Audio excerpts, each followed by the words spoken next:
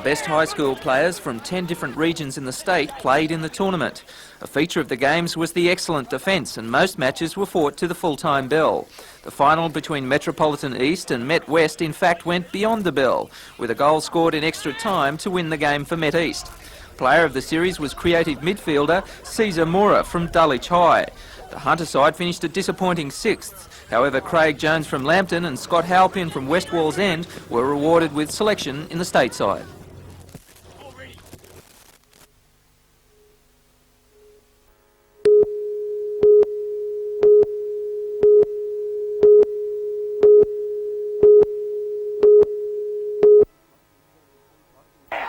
Austral's form this season has been anything but sensational. However, in the past couple of weeks they have combined a lot better and the results are starting to show. With Doug Elphick and Brett Porter in top form close to goal, Austral's firepower has become a little more deadly. Kevin Shell has started to make the midfield his own, and Kiwi striker Mark Elric is improving every game. But Austral's opposition are in brilliant form. Canberra Croatia lead the competition with 6 wins, 1 draw and 2 losses, and will provide the Australs with their toughest test yet.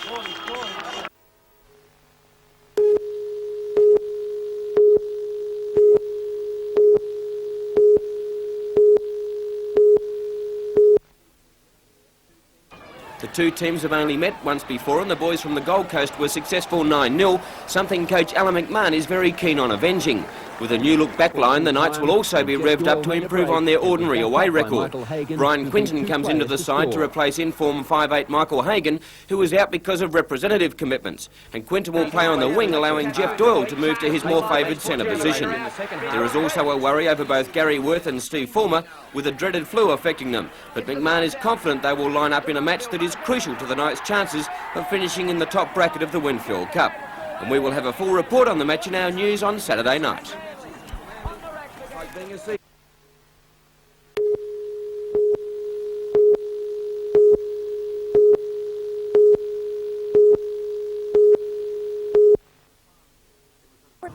It was a silent gathering who remembered and paid their respects to those killed last weekend. Speakers said the massacre was a shameful point in Chinese history. Throughout the ceremony, Chinese nationals were joined by ordinary Novocastrians who were also outraged at the killings. The rally heard speeches from people in commerce and industry, the mayor, students, and of course at times the ceremony became very emotional. The strongest condemnation of the Chinese government came from fellow university students. The government serves the people of a country. Right now, the government of China does not serve its people, nor does it deserve its people. We condemn the Chinese government as murderers. We mourn the death of our fellow Chinese students. We hail the heroes of Beijing. Let the flame of freedom never die. Black armbands were prominent in the crowd. The people unanimously supported a petition to be sent to the Chinese government, warning that more than tanks and bullets will be needed to crush the country's bid for democracy. Darren Curtis for NBN News. He laughs.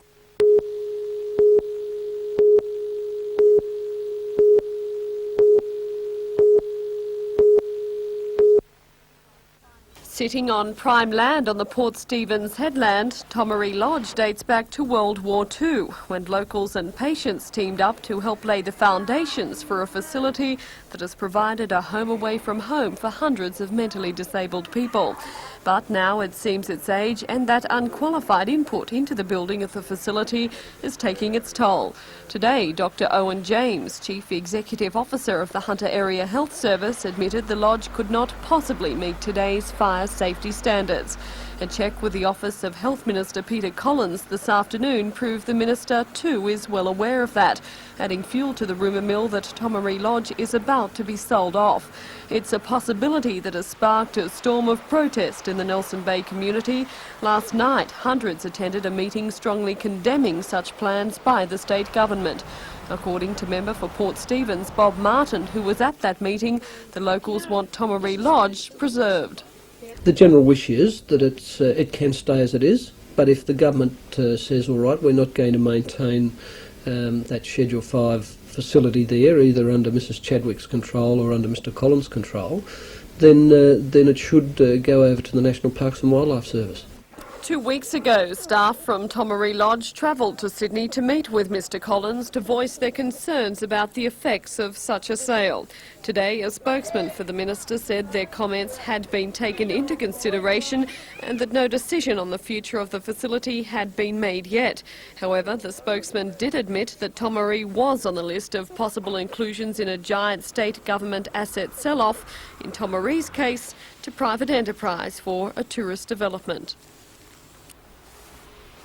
The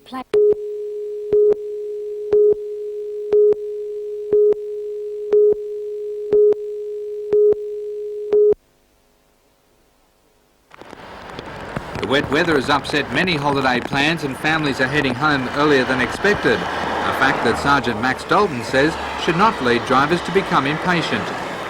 Well, impatient driving is a big problem. To be patient and just to stay in the traffic flow. You really don't get there any quicker by doing silly things on the road. Be very careful with the wet road.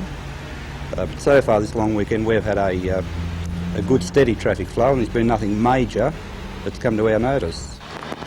Sergeant Dalton says there are a number of tips that motorists can use during the wet. Just to slow down, be more careful. Allow a bit more room from the front of your car to the car in front. Allow more braking time. But just to be more alert. If you're feeling tired, well, pull up and have a break. And if anyone is thinking of speeding, they can expect to be caught. We're virtually on full strength for highway patrol over the long weekend period.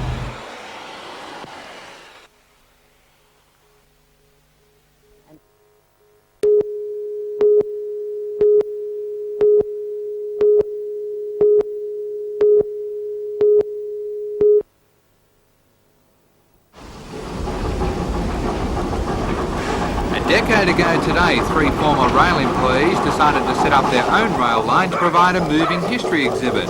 Engine 24 now winds its way along 3 kilometres of track, featuring bridges, creeks, wildlife and authentic rail signals and switch lanes. A good crowd was on hand today to celebrate the anniversary and treat their children to a ride on yesteryear's horsepower. Engine driver Adrian Samuel says there's more to trains than stoking coal and pulling a whistle. You neglect them, you have trouble. You've got to keep onto them all the time. You've got to clean them down, keep them greased, and they're like individuals. They have little idiosyncrasies that tend to, from time to time, catch you out. But if you keep onto them, they don't give you any trouble. The line is operated by volunteers and is totally non-profit, relying on donations for improvements and to pay for the 6 buckets of coal a day needed to run the engine. The trains, although miniature, are not small in price. The 24 cost $160,000 and took more than 4,000 hours to build. However, that's only a small cost when you see the joy of so many boyhood dreams of being an engine driver coming true.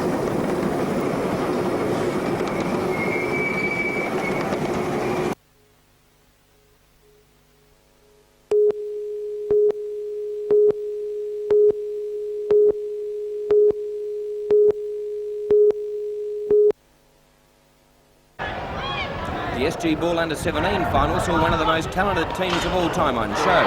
Illawarra have been touted as the best ever, and they poured it on against a gallant but outclassed Penrith outfit.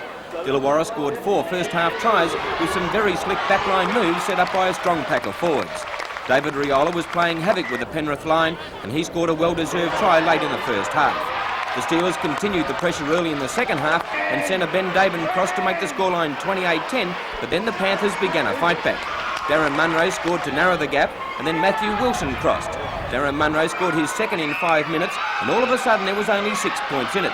But the Illawarra team through Robert Walsh scored again, and they were the champions, 32-22. The Harold Matthews Cup for under-15s was a great contest, with Penrith scoring first against the Eels, but straight away Paul Cavallo hit back and the Eels were in front 6-4.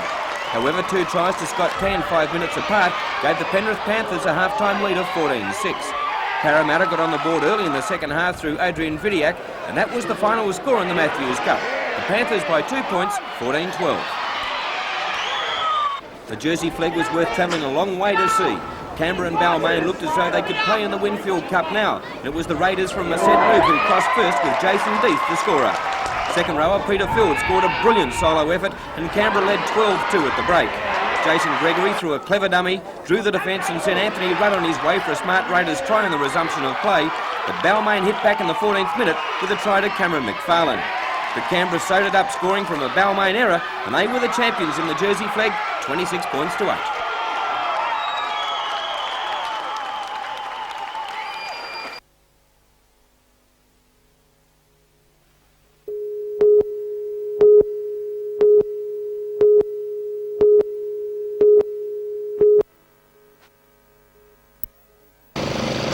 A hay shed containing 5,000 bales caught alight about 8 p.m.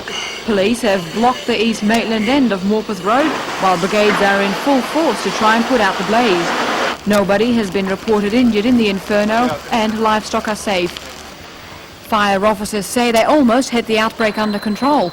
They've now lost mains water pressure and are worried the fire will erupt again. Hay continues to smoulder for a long time after fire. Firemen say they'll keep a close watch on the burning mess tonight to prevent flare-ups.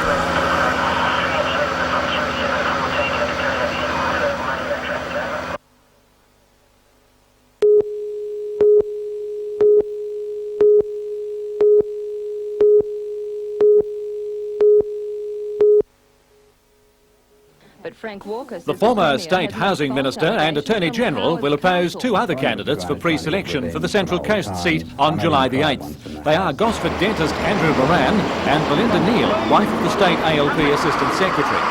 If Mr Walker gains pre-selection and Barry Cohen carries through with his threat to resign, it would force the Hawke government into a difficult by-election. A swing of only 4.6% is needed for Robertson, based on Gosford and held for 20 years by Mr Cohen, to fall to the coalition. While Frank Walker was saying nothing today, Barry Cohen was anything but reticent, describing Mr Walker as divisive. We've had 3 surveys done which show not only is he not a positive, but he's a very severe negative for the party. We'd start off 3 to 6% behind in any election campaign. Now, apart from the other things I don't like about Mr Walker, his divisiveness wherever he seems to go, I don't believe that having stayed on this long, to hold the seat for 12 months for Mr Walker to lose it is a good idea. And so if they want him, then they can have him, and they can have him now. But that would mean almost deliberately losing the electorate, wouldn't it? Well, the way we're going, and I'm putting it to these people, that they are the ones, if they choose him, who will place the seat at risk. If we were to lose the seat, it would be better to lose it as a by-election and have a chance to win it back 6 months later than lose it for 4 years, which is what we face if we go into in my view, into an election with him as the candidate.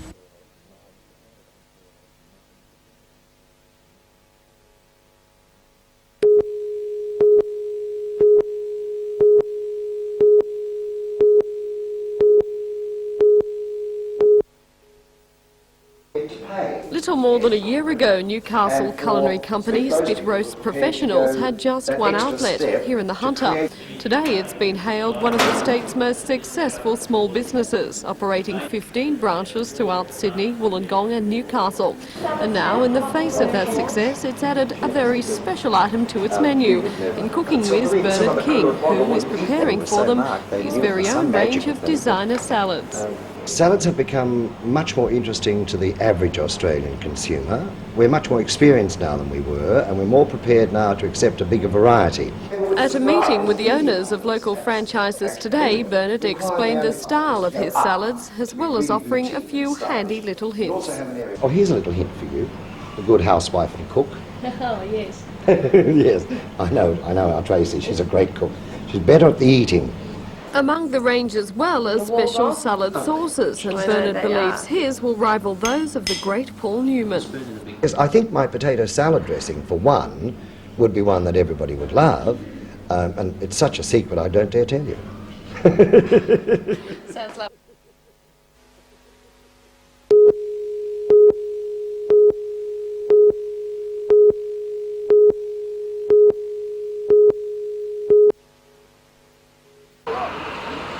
Deputy Premier Wal Murray and Administrative Services Minister Robert Webster inspected the honeysuckle goods yard while in Newcastle today to announce the development study. Consultants will examine options to upgrade Newcastle's public transport system and evaluate redevelopment possibilities for surplus state government and council-owned land. Money from land sales will go back into the city. However, private enterprise will undertake much of the development. The goods yard is just one site to be redeveloped, but Mr Murray won't preempt recommendations from the study. There are so many different options, from commercial to a large department store, to townhouses, to straight flats, you name it. The options are enormous. Affected SRA employees would be redeployed or given options to leave. Mr Murray says the study will enable forward planning for the city to avoid what he describes as another botch-up. Back when the railway first came to Newcastle, the people of Newcastle at that time objected very strongly to being cut off from the sea by the railway line. We now have an opportunity to correct that decision at that time, as well as many others right around the city of Newcastle. A modern transport interchange near Broadmeadow is also being considered as part of the study. This could mean Broadmeadow is the most likely cut-off point for the railway line. That's quite possible. There are three options that the consultants will study. That is to leave the railway line at its existing form, to cut off at Civic, or to cut off at Broadmeadow. Now that's why we're employing the consultants, to come up with some very definite answers, to do some very close studies of the people and movement in and around Newcastle. It could well be that with buses we have a much better access to the city of Newcastle, to many more parts of the city of Newcastle than we have today. Other areas to be considered for development include the State Transit Authority bus depot, MSB foreshore land in the Central Business District and up to the Hannell Street Bridge, land off Zara Street and the Civic site. The study is a joint state government Newcastle City Council initiative. The Lord Mayor says the 34-storey tower proposed for the Civic site now needs another development consent, and plans for the tower could change.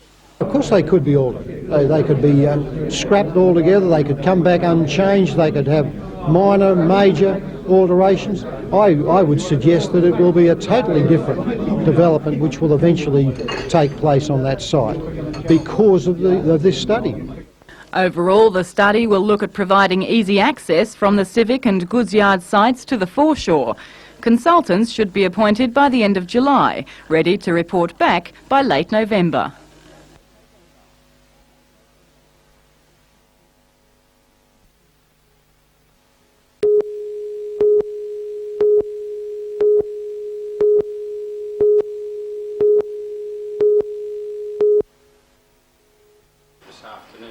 A team from the department's head office was in Newcastle today to explain schools' industry link to local school principals and business representatives.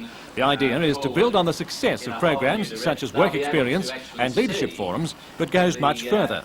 There'll be greater benefit to both employers and schools because each will be more aware of the needs of the other. The Education Department already acknowledges that greater technological awareness is needed for even the most common jobs. I think there's a recognition in the whole community that we need to try and make our learning as relevant as possible. And there's a recognition, of course, coming from business that students can gain a lot by having a better understanding of what goes on in the world of work. And that will be a spin-off for students in all sorts of different subject areas and for all sorts of career paths they might follow in the future. Schools will benefit because they'll become more aware of job opportunities and career options and have access to resources which would otherwise not be available. Individual schools will be able to team up with particular businesses. This scheme is designed to bring industry into partnership with schools so that their good ideas, the expertise they can have, can be shared with schools. The Schools Industry Link program has already been tried in Sydney and the far west of the state. Now Waratah and Lambton High Schools are involved, and others in the region are considering the possibility.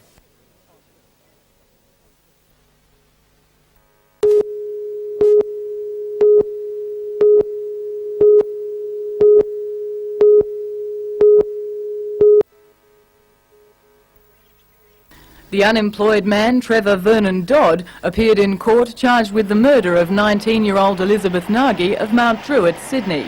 Outside, members of the dead woman's family waited for the case to be called. It's alleged Dodd murdered Miss Nagy at Harbord in Sydney on or around November the 18th, 1979. Her body was later found in bushland at Mount White on the Central Coast. The court was told Dodd was present at the time of death, but no plea was entered. The exact cause and time of death was unknown.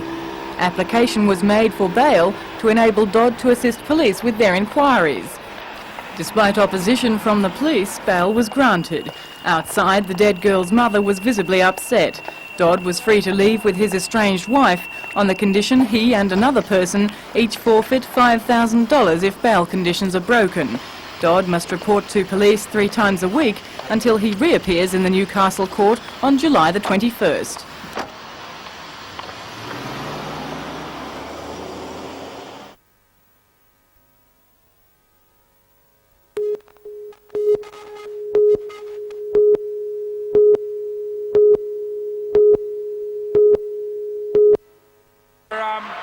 It was a match that was played at a furious pace throughout, and the Falcons made the better start with Sean Dennis and Chris Still leading the way for the home team. At quarter time, the Falcons were surprise leaders 30-23, and their scoring avalanche was only halted a little with the introduction of Tad Duffelmeyer into the game for the Cannons. He added a new dimension to the visitors as they slowly pegged the Falcons back. He was helped by some big plays from Brisbane Bullets reject Emery Atkinson. Knocked away by Atkinson. Here's we go, all the way, look out, Ring. Yes, man, take it out of that. The Falcons led at the long break, and both teams played a gripping third term, with the Cannons taking the lead temporarily, but the young Falcons hit back to go into the final stanza in front. Then the experience and control of the champions took over. Jamie Kennedy, who had hardly been sighted in the match, finally found his range and hit a couple of great three-point bombs. And he was backed up by the brilliant Phil Smythe, who was also on target from outside. It seemed that the Falcons could only sit back and watch the Cannons blaze their way to a 9-point win, 114-105. At the same time, the Cannons were very happy they got away with the match against a determined youthful Falcons combination.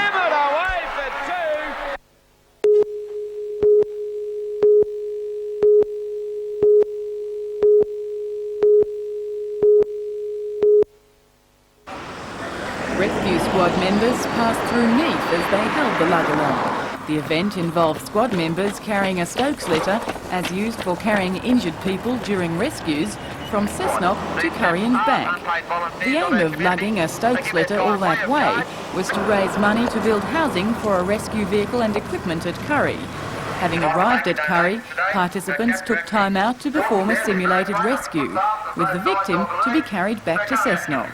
As well as donations received during today's activities, many Curry and Cessnock business houses are also receiving pledges of support from the public.